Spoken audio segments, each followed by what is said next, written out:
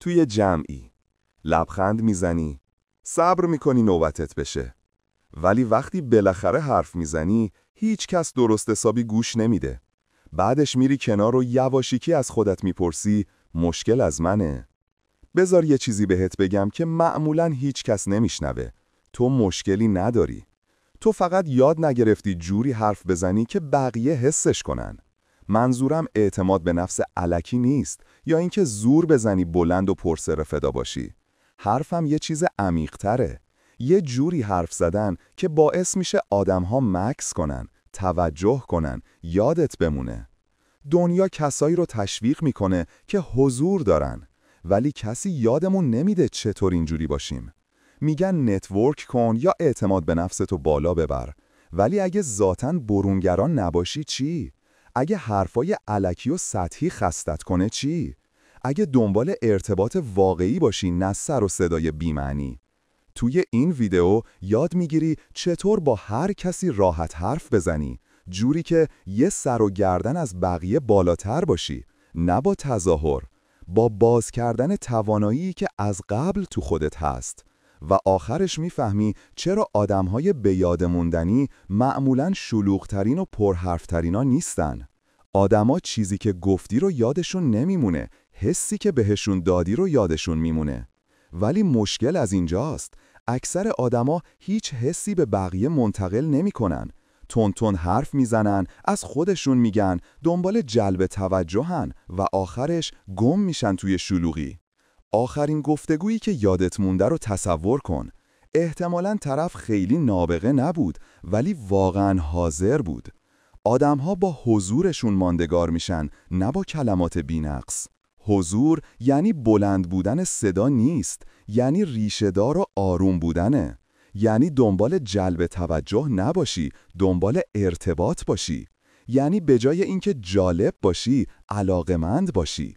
این همون چیزیه که آدم‌ها رو سمتت میکشه، همون چیزیه که باعث میشه یادت بمونن. ولی چی جلوشو میگیره؟ چطور بازش کنیم؟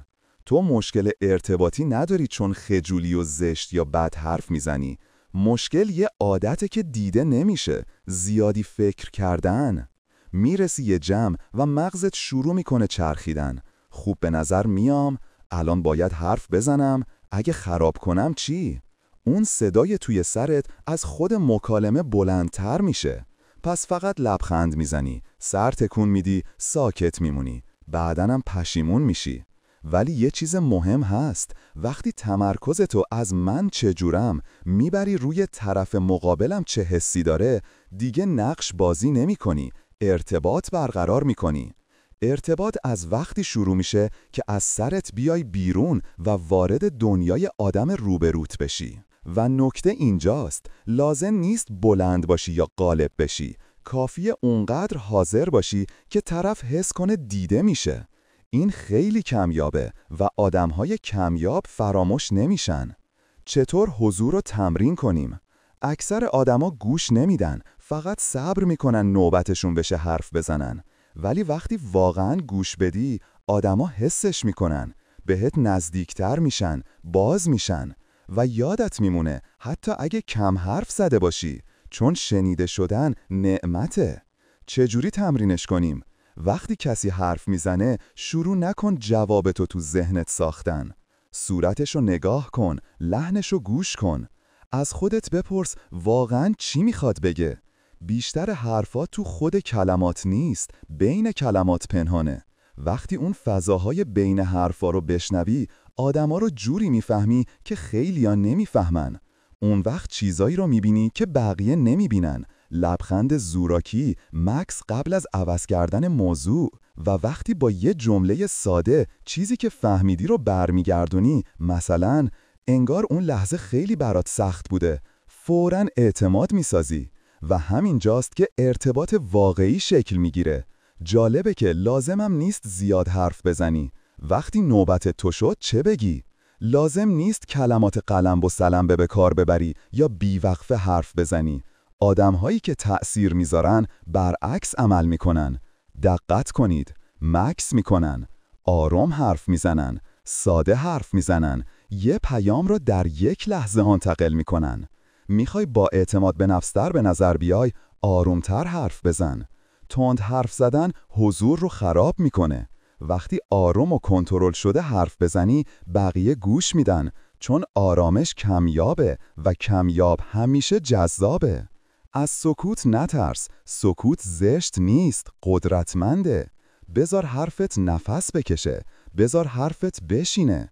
اینجوری بدون داد زدن فضا رو مال خودت میکنی. وقتی اضطراب میگیرد چی؟ میخوای با مردم حرف بزنی ولی اضطراب جلوتر از تو میرسه. تنش، فکر زیاد، فشار این که باید روی فرم باشی. پس چیکار میکنیم؟ فیلم بازی میکنیم.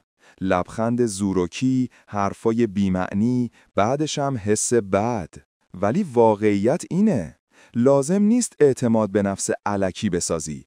باید آرامش واقعی رو بسازی. یعنی چی؟ یعنی وقتی وارد جمع میشی لازم نیست چیزی ثابت کنی. روی یه نفر تمرکز کن، نه کل جمع. ساده حرف بزن، سکوت رو بپذیر، نمایش نده. اعتماد به نفس یعنی اگه کسی هم نگاهم نکنه من اوکی. لازم نیست بی هراس باشی، کافیه با وجود ترست حاضر بمونی. همین تو رو متفاوت میکنه، نه جذابیت ظاهری بلکه آرامشت. چی بپرسی که آدم‌ها باز بشن؟ بهترین ارتباطگرا بهترین سوالا رو میپرسن، نه سوالای سطحی مثل چی کار میکنی یا از کجایی. سوالهایی که آدم‌ها رو باز میکنه. این روزا چی تو فکرته؟ به چی هیجان داری؟ کی خودت هستی؟ بعدش بپرس، مکس کن، سکوتو پر نکن. بذار فکر کنن، بذار جواب از دلشون بیاد بیرون. اینجوری فقط اطلاعات نمیگیری، خود طرف رو میبینی. و اونم میگه این آدم واقعاً منو فهمید. و این یعنی ماندگاری. چطور بعد از گفتگو هم تو ذهنشون بمونی؟ اکثر مکالمه ها یاد نمیمونن چون هیچ کس یه قدم جلوتر نمیره. اون قدم چیه؟ یه احساس جا بذار، نه فقط مرسی خوب بود. مثلا ممنون که گفتی، حرفت تو ذهنم مونده. اون داستانت عالی بود، یادم نمیره. روز منو بهتر کردی، جدی میگم. آدما کاری که کردی رو یادشون نمیمونه، ولی حسی که بهشون دادی رو چرا؟ اگه امروز فقط یه نفر رو واقعاً دیده بشه، تو از 99% آدم‌ها بهتر ارتباط گرفتی.